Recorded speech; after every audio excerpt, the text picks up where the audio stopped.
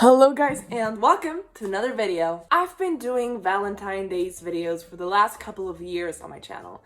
I've usually done them around ships, whether that is doing rip it or ship it, or whether that is putting my favorite ships against one another to see who is my favorite ship of all time. But this year I wanted to do it a little bit more from my point of view, how I view Valentine's Day. And that is why today we are putting my favorite ships and you guys' favorite ships into the Hunger Games simulator. That's right, today our favorite ships will be doing a battle royale and they will be literally fighting to the death to see who is the superior ship once and for all, and I couldn't be more excited. Let's take a look at our tributes for today. In District number 1, we have Bloodbath and Bedward, which is, I'm guessing, the name for Bella and Edward. I do not necessarily ship them, but I thought it would be fun to throw them into the mix.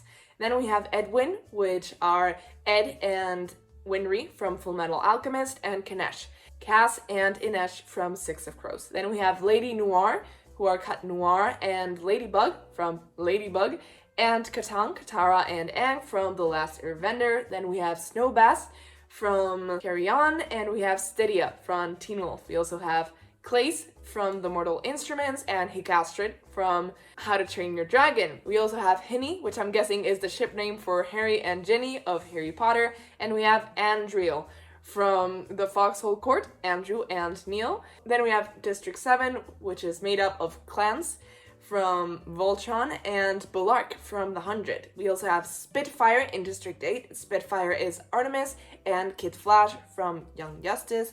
And we also have Solangelo. Then moving on to District 9, we have Elenry, which I'm guessing is the ship name for Alex and Henry from Red, White, and Royal Blue. I did not have any kind of clue because I think people just call them Alex and Henry all the time. Then we have Inukag, who are Inuyasha and Kagome from Inuyasha.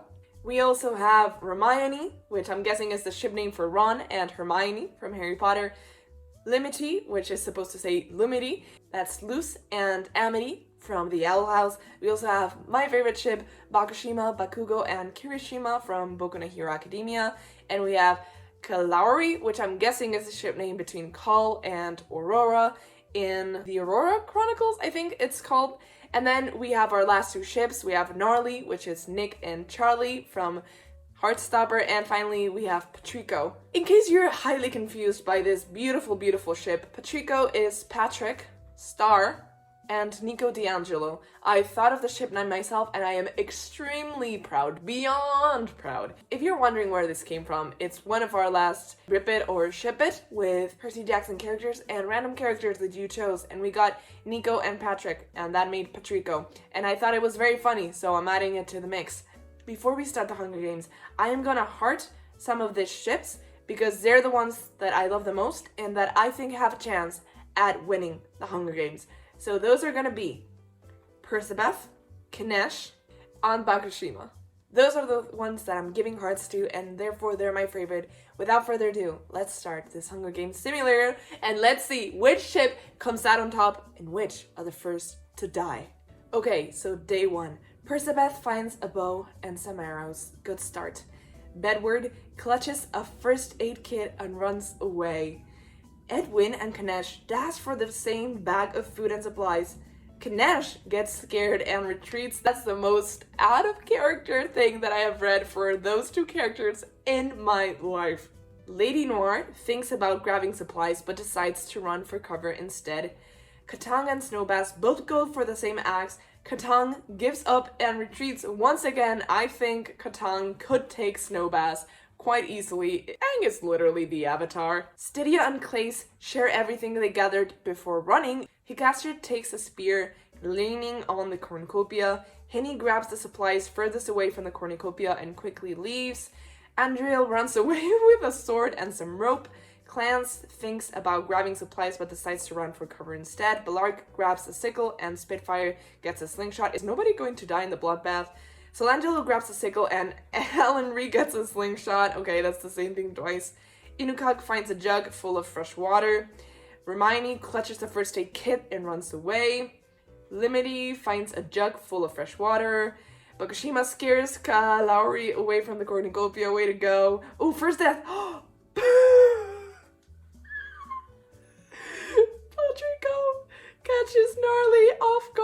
and kills her. They were in the same district. What? I didn't think this was gonna be the bloodbath. Literally, Patrico, our meme ship, our crack ship, killing Nick and Charlie. So it's official. Nick and Charlie are the first ship to go. They are dead. So let's move on. Persebeth receives a water spile from a sponsor. They're doing great. Good to see. Bedward tries to kill a squirrel with an arrow. We don't know if they were successful. Edwin searches for water. Kanesh scares Lady Noir off into the distance. Lady Noir, they're just like running all everywhere. Katang is in a mild panic attack. Snowbass's bear trap kills Stydia inadvertently. This is hilarious because in Teen Wolf, there's a scene where Lydia steps on a bear trap and Styles helps her get out of it. So the irony of this situation, incredible. Stydia is gone forever. You will be missed. Second ship down. Let's keep going. Clace discovers a water source. Hicastrid has a mild panic attack. So there's a lot of people having panic attacks here. Let's keep going. Hinny tries to kill Angel, but she is able to escape. Angel, they would be hard to kill, but not impossible because they're probably one of the only ones that are just like normal human beings on this list, without any kind of superpowers or abilities. Clance searches for water. Balark sees poison fog but manages to escape. Go Balark. Okay, what is happening here? Spitfire, Solangelo, Elenri, and Inukog raid Hermione's camp while they're away. Oh my, so have they formed an alliance or were they just there while Hermione was away, but no one died? Lumity receives a bow and arrow from a sponsor. Bakushima wonders what Kaluari is up to, and Patrico sings a song while searching for a food source.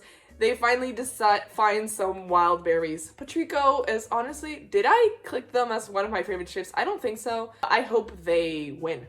Persebeth and Bedward spot and kill Edwin. I can't believe that Persebeth and Bedward, first of all, they're working together, and second of all, they kill Edward.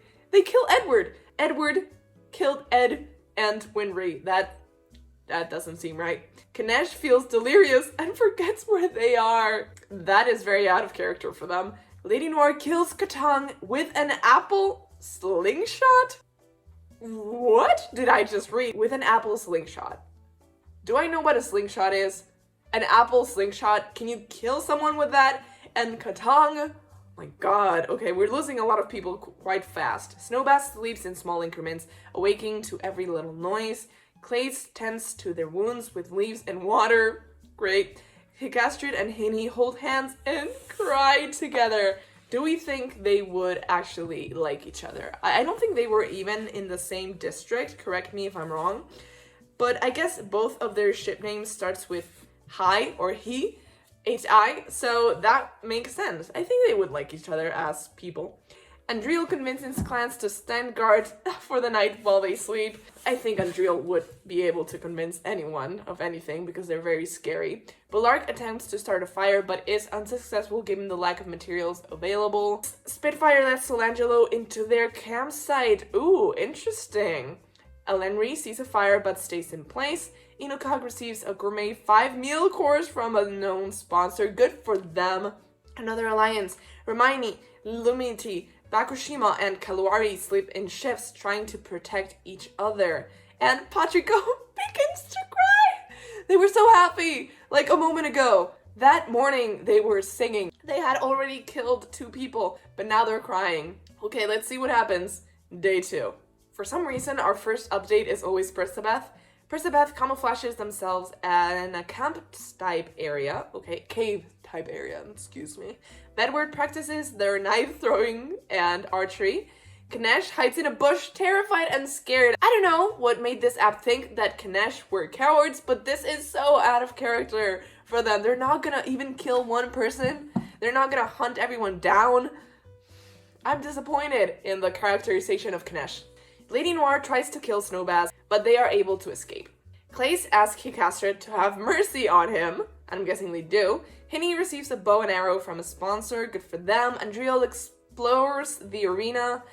Clance Bellark, Spitfire, and Solangelo raid Elenri's camp while they are away. A lot of different alliances here that don't make sense. Like, within one night, everyone's alliances have changed. Inukog severely wounds Hermione and leaves them to die.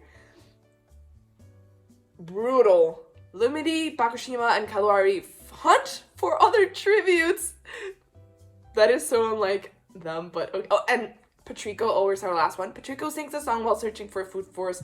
He finally finds some wild berries. Good for Patrico. They have stopped crying and they are once again feasting on berries. Percabeth, Bedward, Kanesh, and Lady Noir joke with each other. A very unlikely bunch. Then Snowbass, Clays, and Hikaster sing songs together, hoping for the best. I don't remember there being this much singing in the Hunger Games. Yes, Katniss sung to Rue as she laid there bleeding to death, but that's the only song I remember in the actual Hunger Games. So why is everyone always singing? Are they not afraid of death? Henny falls asleep to the sound of people screaming. What a way to fall asleep. I thought it was going to be the sound of people singing because everyone is singing in this arena. And Driel and Clans hold hands and cry together. I don't think those two couples would get along, but it's good to see. Bellark thinks about winning and what life would be like. They could survive the Hunger Games because of the things they've done. Throughout the seasons, they've killed so many people. They've taken responsibility as leaders for so many deaths. This is very in character for them, thinking about winning and what life would be like, you know, after all those deaths. Spitfire spears Solangelo in the back with a trident. More irony. Love to see it. I thought they were gonna last more. Alan thinks about their family, also very on brand for, you know, Henry and Alex to think about their families. Inukog and Limity sleep in shifts, placing full trust in each other. Love to see it. Bakushima cries themselves to sleep. No, my babies. Kaluari and Patrico sleep in fits, placing full trust in each other. It's good to see that Patrico is no longer by themselves. I love to see them making friends. I don't know why I just remembered that Jason was immortal. The last time I played, he died like 3 times, but he didn't officially die. He just kept coming back. Day 3. A bee's nest falls near Percabeth. While they are climbing a tree, the bees sting them to death. So they suffered Glimmer's fate. Percabeth died because of some bee stings. That seems kind of pathetic. I wish they had died a more formidable death. Bedward is prickled by thorns while picking berries. Boo-hoo. Kanesh throws rocks at Lady Noir from a hiding spot in a tree. Clearly doesn't work because they're not dead. Snowbass picks non-poisonous fruit from a tree. Good for them. No! Clays tricks Hikaster into eating poisonous berries. No, all the good ships are dying. Henny sees poisonous fog but manages to escape. Andrew slips on a frozen river and drowns. I could see that happening. I could see that being canon in the books. I wish someone had taken them out or they had died trying to take someone else out. That would have felt more in character for them. Clans and Bellark hunt for other tributes, of course. Spitfire makes a slingshot with materials from the ground. Elenri rests in a ravine and finds comfort thinking of their parents. Inukog picks non-poisonous fruit from a tree. Oh my god, 2 more couples just died. Let's see who it is. Lumiti and Bakushima fight Kaluari and Patrico. Kaluari and Patrico win, but are severely injured. No! I don't mind that much about Lumity. I love them, but not as much. But Bakushima, I was counting on you. You were one of my top 3 picks. At least, it was Patrico who did it. If it had to be someone, I'm glad it was Patrico. So out of my top 3 ships, which were Percabeth, Bakushima, and Kanesh, only Kanesh is still alive because they're freaking cowards. Let's see what happens. Night 3. Bedward receives medical supplies and nuts from an unknown sponsor. Do they ever know who the sponsor is? Why include the unknown into it? Kanesh sees a fire, but stays in place like the cowards that they are. Ooh, more bloodbaths. Lady Noir, Snowbass, and Clays kill Henny and Clans with bows and arrows. Brutal. Spitfire feels delirious and forgets where they are. Elenri sleeps in small increments, awakening with every little noise. Inukog sees a fire, but stays in place. Kaluari falls asleep, shivering from a fever. Ooh, they might be the next ones to go.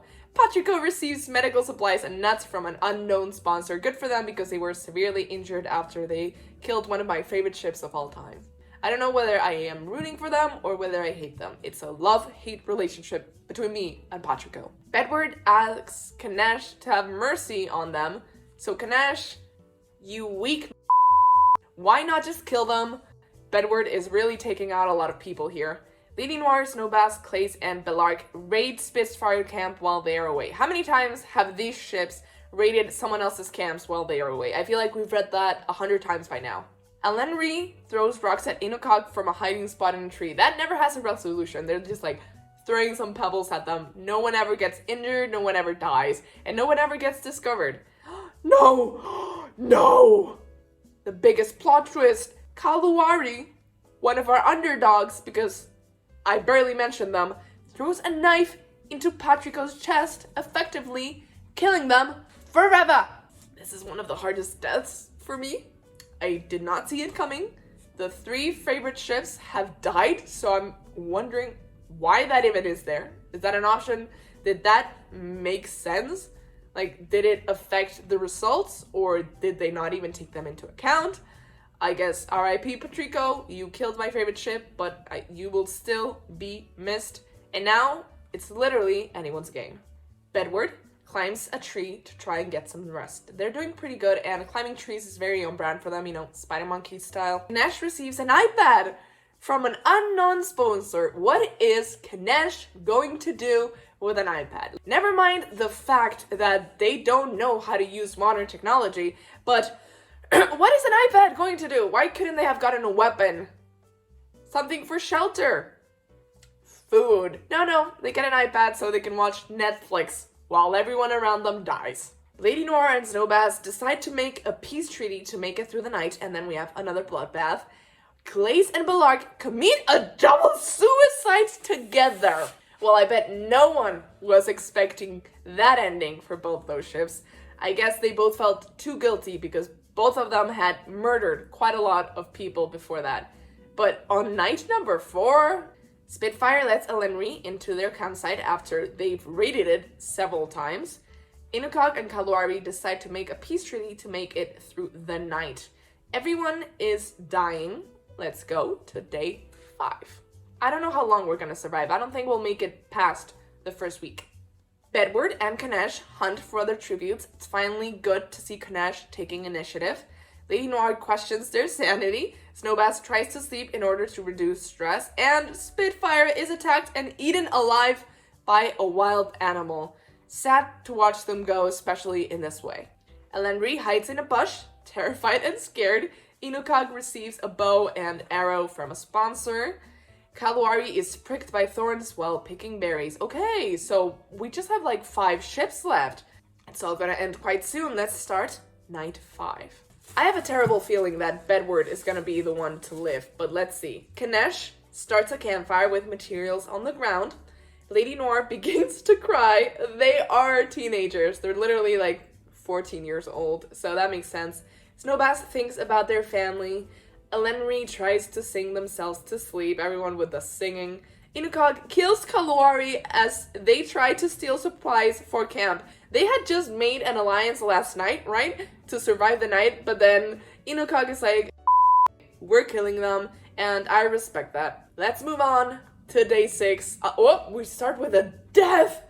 Spoilers, Bedward bleeds out from a wound left mildly treated. I really thought Bedward was going to be the victor, so I'm confused who is gonna win because everyone who was killing everyone is dead, so I feel like only the passive ships are alive by now. Kanesh thinks about their family and starts crying.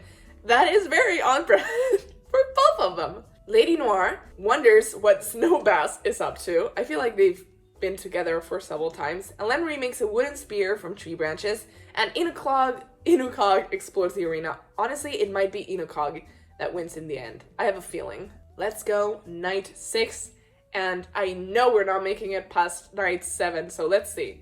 Kanesh receives matches from an unknown sponsor. Lady Noir receives an iPad from an unknown sponsor. What are they doing with these iPads? Why are they giving them iPads? Are they sponsored by Apple? That's what I'm wondering. Snowbass sets up camp for the night. Elenri, player 4, intentionally eats poisonous berries and dies in their sleep. I'm confused. Who is player 4? Who is dying in his or her sleep? Why is Elenri not dead? Okay, let's keep going. Inukog tries to sing themselves to sleep. Maybe Elenri is the Jason of this era. Maybe they're gonna die, but not die. Let's go on to day 7. I feel like we just have 5 ships. Kanash throws rocks at Lady Noir from a hiding spot in a tree. That's all they do. That's all their attacks. They just throw rocks from a tree. Snowbass picks non-poisonous fruit from a tree. Oh no, Elenri died! Elenri dies mysteriously after going on a diatribe about the Hunger Games. Good, because last night they did die, but they didn't. So it's good that they died, finally. I mean, I like the ship, but I want people to die permanently. Inukog receives a water spell from a sponsor. Night 7. Okay, so we might make it past week 1. That is surprising. Nobody died at the beginning and nobody's dying at the end. Just the middle days were terrible. What a bloodbath. Night 7. Kanesh cries themselves to sleep. Lady Noir receives medical supplies and nuts from an unknown sponsor. Snowbass wounds Inukog in a confrontation, but spares their lives? On night 7 with 5 ships to go? That's weak, Snowbass. Either Inukog dies from untreated injuries tonight, or they're coming back to kill them. Kanesh makes a slingshot with materials from the ground, but wait. Lady Noir, Snowbass, and Inukog get into a fight. Lady Noir quickly kills them both. I guess Inukog was this close to death after their fight with Snowbass, and I guess Snowbass was also left a bit injured. So Lady Noir just murdered them, making our ship pool just between Lady Noir and Kanesh, and you don't know how little I want Lady Noir to win. But I'm guessing Kanesh is one of my top 3. I don't know who I said was my top 3 before, but Kanesh is definitely in my top 3. So is Kanesh going to win the Hunger Games by literally being the most out of character couple in the Hunger Games? Let's keep going. Never you mind. We have gotten into night 8 and Kanesh dies of dysentery, which means, well, Lady Noir starts a campfire with materials on the ground, which means the winner is Lady Noir with a total of 5 kills. That is the most underwhelming thing in the world. I did not want Miraculous Ladybug to survive. I actually wanted them to die in the first bloodbath because Miraculous Ladybug, what a show. What a damn show. We had 24 couples at the beginning, and in the span of 8 days and 8 nights, they slowly died. And I was hoping for maybe Patrico, Percebeth, Bakushima, or Kanesh to win. My last hope was Kanesh, but no. Patrico died midway through after killing a lot of people, but Lady Noir made it. So let's see who had the most kills. Lady Noir, the winner, had 5 kills. Inukog, who was almost one of the winners, killed 2 couples. Then Snowbass killed 3. Bedward killed 1. Kaluari killed 3. Spitfire killed 1. Clace killed 3. Patrico killed 3 couples, which is very funny considering that they died halfway through, but they are still in the top 3 of how many people they killed. And most people just died without having killed anyone at all. It's very funny that Kanesh were this close to being the winners without having killed anyone. And they weren't even killed. They just died of dysentery. But I hope you guys like this video. This is truly how I feel about Valentine's Day. So please leave a like if you like this video. Comment down below who you were rooting for and if you were expecting the ship that we got in the end to have won and have killed everyone else. Subscribe if you haven't already and click that bell button so you can get notifications every time I post a new video. I post videos every single Friday and I guess I'll see you guys next time. Bye!